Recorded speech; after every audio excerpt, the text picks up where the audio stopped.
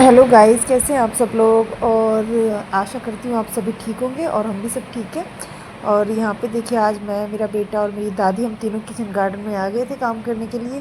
तो यहाँ मेरे बेटे को एक लॉन्ग बीन्स दिखाई दे दी, तो उसने कहा मैं तोड़ूंगा, और उसने एक लॉन्ग बीन्स तोड़ दी।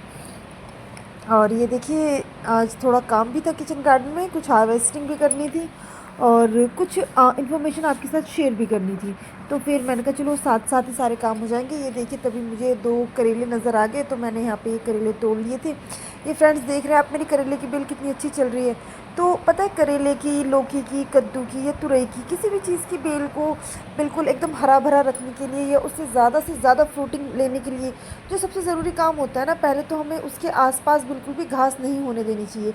जो उसकी जड़ के आसपास बरसात में घास हो जाता है ना, तो उसकी जड़ों के आसपास ना चाकू की नोक से या खुरपे से हमें गुड़ाई करनी चाहिए, हल्के हल्के हाथ से। उसकी जो भी होती है ना, एक तो नीचे की मिट्टी, जो जड़ के पास की मिट्टी नरम कर देनी चाहिए, और जो भी उसके आसपास घास होती है उसे हटा देना चाहिए, क्योंकि बरसात में एकदम से घास बहुत हो जाती है।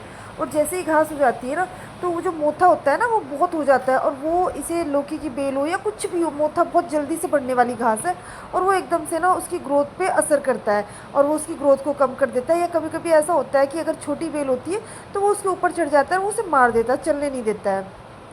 इसी तरह और भी, जैसे बैंगन का पेड़ है या कुछ भी है, तो आप उसकी जो जड़ें होती हैं उनमें गुड़ाई ज़रूर किया करें। और 15 या 20 दिन में गोबर की खाद हमें पेड़ पौधों को, जो हमारे पेड़ पौधे होते हैं या जो बेल होती है हमारी, उनकी जड़ों में थोड़ा थोड़ा सा ना, थोड़ा दूरी पे हमें खुरपे से खोद के गोबर की खाद हमें ज़रूर देनी चाहिए।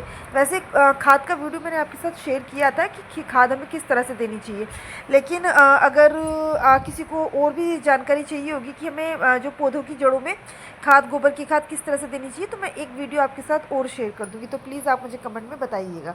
और जितनी भी देखिए इसके बेलों में ना, जितनी भी कोई सड़ी गली पत्तियाँ होती हैं, वो भी हमें ना उनकी कटिंग कर देनी चाहिए। ऐसा नहीं होना चाहिए ना कि जो पत्ती ख़राब हो गई है वो भी लगी रही है, हम उस पर ध्यान नहीं देते हैं। तो जितनी भी पत्तियाँ हैं ना, वो सारी की सारी हमें निकाल देनी चाहिए। और कभी कई बार क्या होता है कि ना, कद्दू पे, तोरी पे फूल तो आते हैं, लेकिन वो जो फूल होते हैं ना, वो फल नहीं बन पाते। तो उसका मेन रीज़न ये होता है कि हम ना उसे हैंड पोलिनेट नहीं कर रहे हैं, और या हमारे गार्डन में ना इंसेक्ट नहीं आते हैं।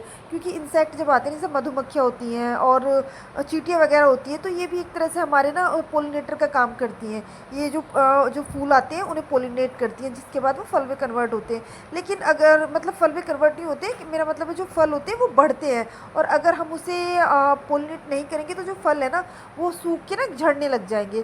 तो इसीलिए हैंड पोलिनेट करना भी बहुत ज़रूरी होता है, और हैंड पोलिनेट का वीडियो भी मैंने अपने चैनल पे शेयर किया हुआ है, तो आप सब वहाँ से देख सकते हैं। तो यही छोटी छोटी चीज़ें होती हैं जो हमें बेल में ना, बेल वाली सब्जियों में ध्यान रखनी पड़ती हैं। और अगर हम ये सारी चीज़ें फॉलो करते हैं, तो यकीन मानिए फ्रेंड्स, आपकी बेल पर, जिस तरह से मेरे बेल पर है, देखिए अभी आपने देखा था पीछे इतने बड़े बड़े कद्दू आए हुए हैं। करेले पे भी मुझे इतनी अच्छी हार्वेस्टिंग मिली है। जो मेरा बैंगन का पेड़ है वो भी बहुत अच्छा चल रहा है। लौकी और तोरी की भी हार्वेस्टिंग मुझे हर दूसरे तीसरे दिन मिलती ही रहती है। तो अगर आप लोग भी ये सारे उपाय करेंगे, ये सब कुछ करेंगे, गोबर की खाद टाइम टू टाइम देंगे अपने प्लांट्स को, और उनकी जड़ों में गुड़ाई करेंगे, तो ये यकीन मानिए आपके भी पौधे इसी तरह से ग्रोथ भी करेंगे और वो आपको फ्रूटिंग भी देंगे।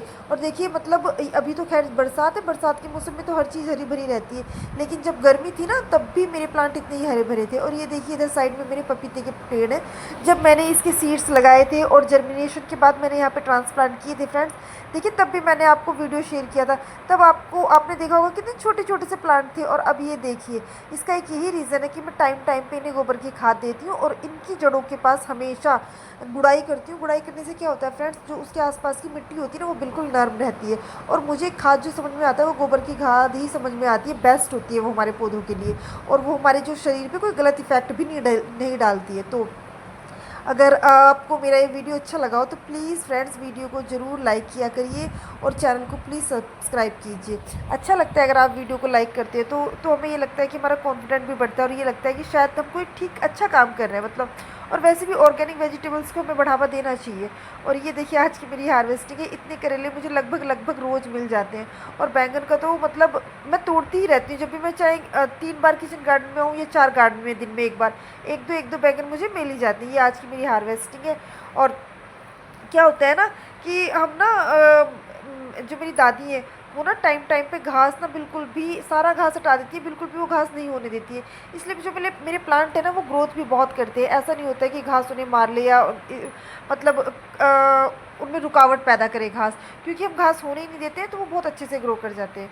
और अब मैं चल दी हूँ घर की तरफ। तो ये मेरी हार्वेस्टिंग भी हो गई है, जो थोड़ा बहुत काम करना था वो भी कर लिया। और प्लीज़ आपसे रिक्वेस्ट है फ्रेंड, वीडियो को लाइक करें और चैनल को सब्सक्राइब करें। Thank you.